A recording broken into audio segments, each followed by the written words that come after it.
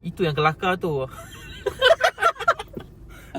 So kita orang baru je balik satu movie best daripada Indonesia yang bertajuk Komik 8 Revolution Santet Kabinet. cerita ni sangat-sangat best. Yang ni cerita arahan daripada Fajar Bustami. So cerita ini berkisahkan tentang dua orang bomoh yang nak jatuhkan kerajaan Indonesia sendiri. Diorang nak jatuhkan kerajaan Indonesia ni sebab jasa diorang tak dihargai pada masa perang dulu. Siapa je tak marah kalau kita dah korban macam-macam tapi tak dihargai kan? So pada awal cerita mungkin korang akan tengoklah dia akan gali kubur-kubur untuk cari tengkorak tu. So macam Betul. agak seram lah sikit kat situ. Pada awalnya aku ingat cerita ni macam cerita apa ni? Cerita seram ke cerita kelakar? Sebab banyak, ada kelakar, ada seram. Kalau korang tengok dekat dia punya poster apa semua, aku letak expectation yang sangat-sangat rendah. Sebab bagi aku tengok macam gambar banyak macam ni kan. Macam ni cerita apa ni? Macam tak best je kan. So kalau orang yang ada expectation macam aku mungkin tak akan pergi tengok cerita ni sebelum tahu yang cerita ni sebenarnya sangat-sangat best. Orang boleh bayang tak? Sepanjang 2 jam kita orang dalam wayang tu, semua orang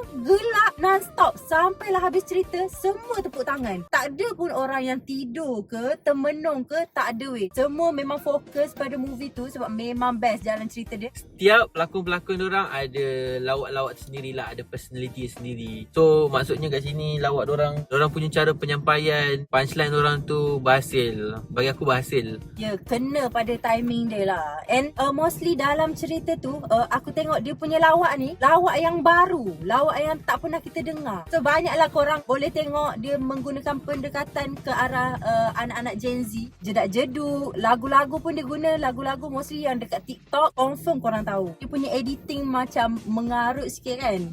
Macam mata warna biru, warna merah, dia punya sihir tu ada bling-bling apa semua. Tapi kadang-kadang bila ada benda tu dalam movie ni, benda tu yang buat movie ni jadi kelakar sebenarnya. Sebab korang boleh tengok sendiri, sebagai contohnya masa ejen-ejen tu sepak toyol sampai kena helikopter. Yang tu memang kelakar weh. Walaupun korang nampak benda tu fake, nampak kartun, tapi benda tu memang buat kelakar gila. CGI dia dah lah kelakar. Pelik tau, tapi kelakar. So bagi aku okey lah, not bad. So orang akan macam tutup mata je lah setakat animation yang teruk-teruk. Pelakon dia bagi aku persembahan memang mantap lah. Andre Taulani, ST tu okey. Memang tak nampak kekok langsung. Even hantu-hantu dalam tu pun, Pocong ada mayat hidup, ada toyol. padahal dia buat muka bersaja je, tapi benda tu pun boleh kelakar weh. Korang boleh tengok pontianak yang tak reti gelak, pocong yang tak reti melompat. Dia macam tak ada effort pun nak berlakon, tapi bila masuk dalam cerita tu memang jadi kelakar. Bagi akulah kekurangan cerita ni, Rino G. Sebastian itu favourite aku punya pelakon lah. Tapi aku tak tahu kenapa dia ada hanya cameo. Satu babak je. Lepas tu dah tak ada. Lepas tu bagi aku cerita ni tak sesuai untuk golongan bawah 18 tahun lah. Sebab dia ada sedikit penggunaan bahasa-bahasa yang agak 18 tahun ke atas. Betul, yang tak bersesuaian lah. Dia tak adalah macam teruk sangat, tapi lebih baik elakkan lah untuk budak-budak tu. Untuk rating movie ni bagi aku baik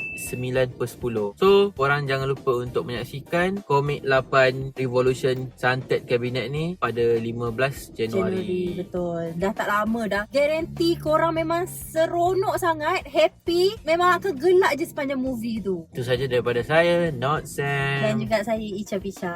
Assalamualaikum. Sampai jumpa.